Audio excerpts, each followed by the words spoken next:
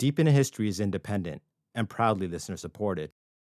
I will be thanking all my new Patreon and Spotify supporters at the beginning of my next epic coming out next week. Consider this a foreword. This short is done in solidarity with the striking workers of the Writers Guild of America and SAG-AFTRA. These unions are striking to address a litany of unjust practices and policies that have made living a life of basic decency impossible for the vast majority of their members. I will post links on social media to interviews and articles so you can learn why they had to act and why it is imperative for us to support them. For what they are striking for, in essence, is the security that everyone needs, the security that comes through having our basic material needs met. The only circumstance in which our imaginations are free to truly thrive and we can actually manifest our dreams and visions through our passions, our art, a world worth striving for, a world that is just within our grasp, and in the context of labor actions taking place across the world, we can achieve it for everyone, everywhere.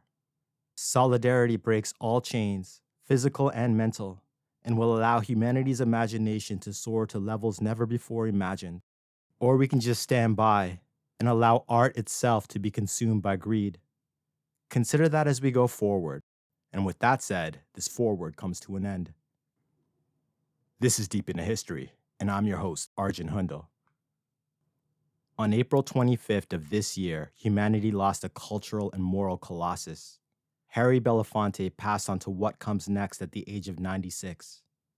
I can hardly do justice to his incredible and truly remarkable life in just a few sentences, but I'll be writing and performing a script on him in the future. For now, just know Harry Belafonte used his voice, his fame, and put his money behind his beliefs. As a tireless advocate for social justice, and as one of the primary funders of the civil rights movement, he never gave up fighting because he knew all the progress made in the 1960s to address the injustices of Jim Crow laws in the South, culminating in the 1965 Civil Rights Act, was merely the tip of the proverbial iceberg. After his passing, there was some mainstream sentiment that Harry grew old feeling bitter, that societal progress seemed to have stopped after the 1960s with the assassinations of MLK and Fred Hampton. This is not true. While he was justifiably critical of the failure of American society to move beyond racism, he was yet full of hope. For Harry Belafonte had lived to experience the worst and best that the massive influence that Hollywood had over culture, and how that influence could change the world. I bring you his words at his acceptance speech of an Oscar for Lifetime Achievement, because he truly gives voice to what is actually at stake in these strikes. The lows and highs of art itself. Ready? Then let's go. I would like to start off by saying thank you to Susan Sarandon, not just for the anointing and the words she has just spoken, but because she has been so much in the lives of those who need the human heart and the human spirit to be in the midst of their struggle to better themselves. And I'd like to thank Chris Rock for bringing humor to this moment. And I'd like to also thank all of you who are here this evening, my very good friends and very close friends who have turned out to be in support, and the rest of you whom I don't know intimately, but I've felt your presence in my life because I've seen your art, I've seen your work, seen your poetry, and I've been inspired by much. So thank you for all of this, and I will now get on with my remarks for this evening.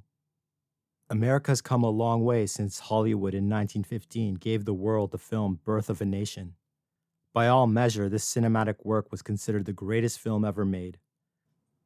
The power of moving pictures to impact on human behavior was never more powerfully evidenced than when, after the release of this film, American citizens went on a murderous rampage.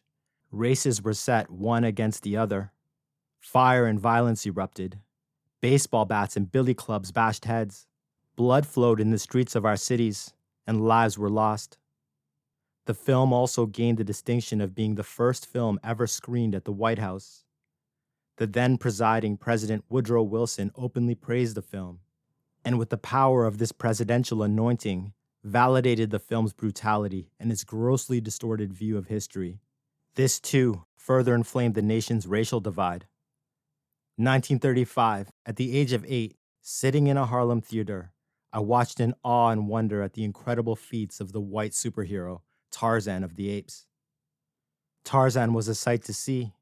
This porcelain Adonis, this white liberator, who could speak no language, swinging from tree to tree, saving Africa from the tragedy of destruction by a black indigenous population of inept, ignorant, void of any skills, governed by ancient superstitions, with no heart for Christian charity.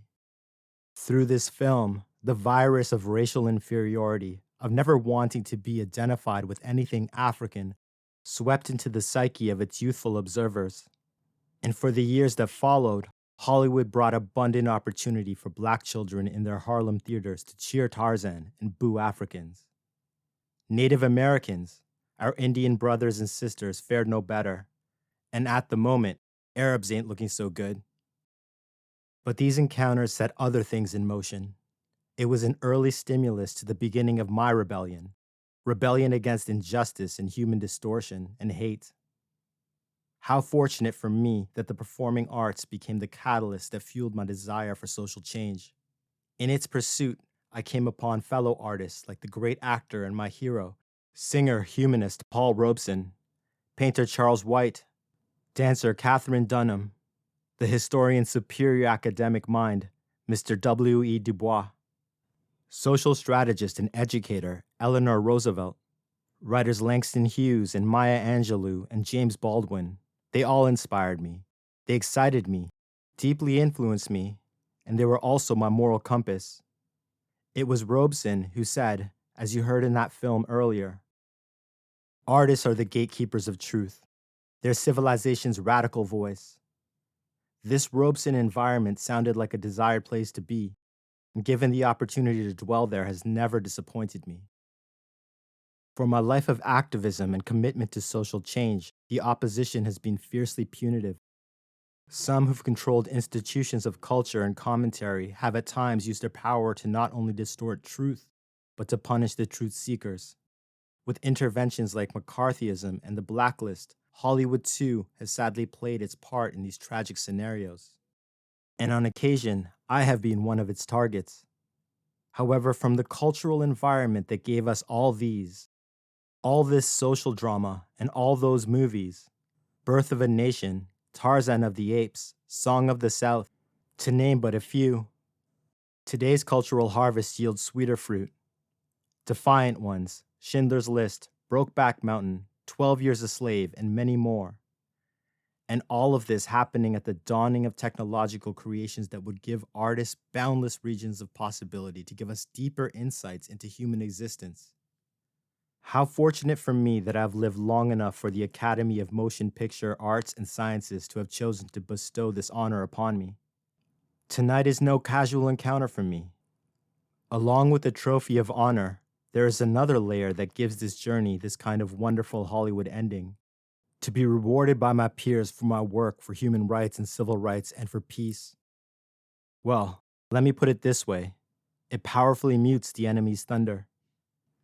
Approaching 88 years of age, how truly poetic that as I joyfully glow with my fellow honorees, we should have in our midst as one of our celebrators, a man who did so much in his own life to redirect the ship of racial hatred and American culture. His efforts made the journey a bit easier. Ladies and gentlemen, I refer to my friend, my elderly friend, Sidney Poitier. I thank the Academy and its Board of Governors for this honor, for this recognition. I really wish I could be around for the rest of this century to see what Hollywood does with the rest of the century. Maybe, just maybe, it could be civilization's game changer. After all, Paul Robeson said, artists are the radical voice of civilization. Each and every one of you in this room, with your gifts and your power and your skills, could perhaps change the way in which our global humanity mistrusts itself. Perhaps we, as artists and as visionaries for what's better in the human heart and the human soul, could influence citizens everywhere in the world to see the better side of who and what we are as a species. I thank each and every one of you for this honor, and to my fellow honorees, I could have no better company than to have shared this evening with each of you. Thank you very much. So ends the legendary Harry Belafonte's powerful speech delivered on November 8, 2014. When I think upon his words, after reading them and listening to them, I came to understand that in order for artists to actually be the radical voice of civilization, it requires them to be comfortable enough materially to do so. And the striking workers are merely asking for a life of decency in order to be our civilization's radical voice and our gatekeepers of truth. Solidarity breaks chains and is the only path to true freedom. And in that spirit, I wish you the happiest of Labor Days. Thank you for listening to Deep into History. Please tell everyone you know about the show. You can follow me at Deep into History on Twitter, Instagram, TikTok, and Blue Sky. And as always, my dear friend, take care of yourself. I truly look forward to the next time we go deep.